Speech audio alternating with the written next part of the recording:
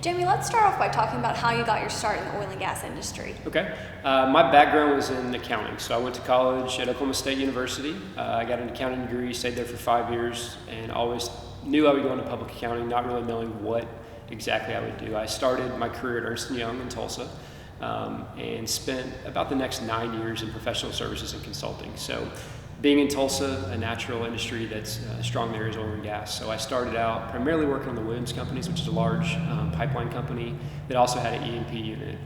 I spent most of my time on the E&P segment and really started learning the industry, got familiar with the business, but knew ultimately that I had an entrepreneurial pull and wanted to get out of a large company.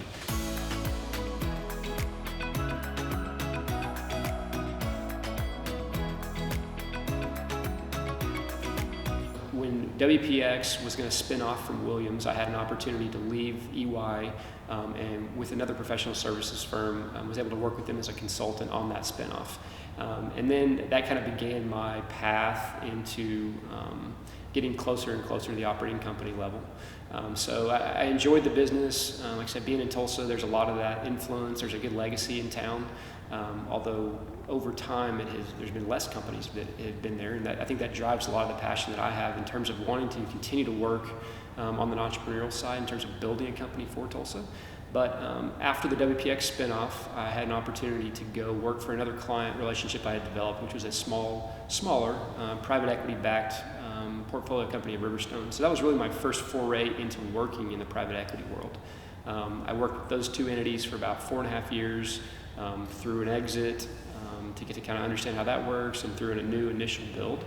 And so spent about 4.5 years there, and then ultimately ended up in 2015 coming over and being part of the founding of Canyon Creek Energy. And so I've been here at Canyon Creek for it's almost 4 years at this point, and it's been a good experience so far. Talk to us about risks and challenges that you've overcome. No doubt, progressing in that path were probably trying times. Can you attest to some of that? Yeah, I think that some of the best parts of the oil and gas business are some of the things that make it the most challenging too. It's constantly changing. Mm-hmm. There's all kinds of things. You can be really good at what you do and execute really well, and if you get caught in the wrong price environment in the wrong time, you can have a lot of challenging problems. I think in the last 4 years, we've seen a lot of different changes in the industry. We lived through the 2014 price downturn. We lived through another one 2 years ago, and we're going through another one right now. And so I think as we've built our company, that's something you have to always be aware of, is understanding what are the fundamentals of the business and what keeps you grounded and where do you make your money. I think that's been a challenge for a lot of people over the last many years. Mm-hmm. As the shale revolution came in and things changed and you had a new kind of exploration frontier out there to go after, I think a lot of people could get disconnected from what are the core fundamentals of our business. And so I think for us, as we continue to grow and kind of evolve as a company and to deal with challenges and the problems that we see and the things we get from the industry, you got to kind of like say, go back to where do you make your money? And I think that's drilling. For us as an E&P development company, that's drilling oil and gas wells and delivering good returns there on a risk-adjusted basis. So I think just understanding the business and trying to be aware of your surroundings is really important. And that really probably transitions into your advice for younger professionals, really trying to find your place. But can you share some of your advice there? Yeah, I think for younger professionals, what I would say is, like I said, I was an accountant who always had an entrepreneurial pull in knowing that I wanted to do something outside of just kind of traditional structure and want to be a part of building something. And I always knew that's who I was. Mm-hmm. And so when I was at EY, I had a great experience there. It's high quality people, high performing people. You meet a lot of great people and have a lot of challenging assignments, but I just knew that was not for me. What I would tell young people is you need to understand quickly, or not quickly, but as soon as you can in your career, understand who you are.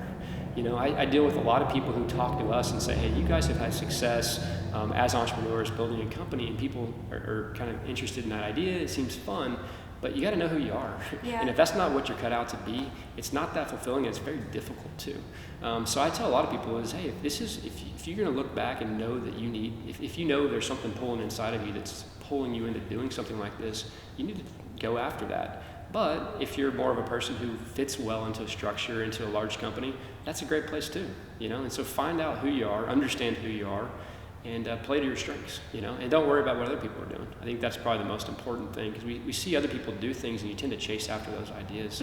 I know I've learned a lot the hard way. I've had to learn a lot of those lessons because I've always continued wanting to try something new and build something, which just leads to a lot of challenges. But it's been a fun ride for me, but I don't think it's cut out for everybody. Solid advice there. We appreciate you sharing that, Jamie. Can you talk to us a little bit about maybe a technology or anything that you may see, it being such a big part, of course, of the industry and moving forward? Are there anything that you all are watching? I think this may be a counterpoint to your question, but I think one thing that's interesting is we're seeing, obviously technology has transformed how we develop things and the results that we're getting. We're operating in a basin that was what I would call technically delineated 15 years ago, 10 years ago. There's 2,000 horizontal wells drilled kind of in the vicinity of where we are, but we came back in 3 or 4 years ago with what I would call as more of a technological delineation. So showing what current technologies can do to traditional results. And I think that we're seeing that in some places that works really well. I think we're also seeing that in some places, if you have bad rock, that it doesn't get significantly better. And so I think from our standpoint, the key is understanding that technology does improve things dramatically, but not always just across the board. I think we're seeing that throughout our industry, is that people are not always getting the results just completely blanket spread across their position. So I think as you understand, while technology has changed things and made things much better, you need to understand, where it should be used and how to maximize it.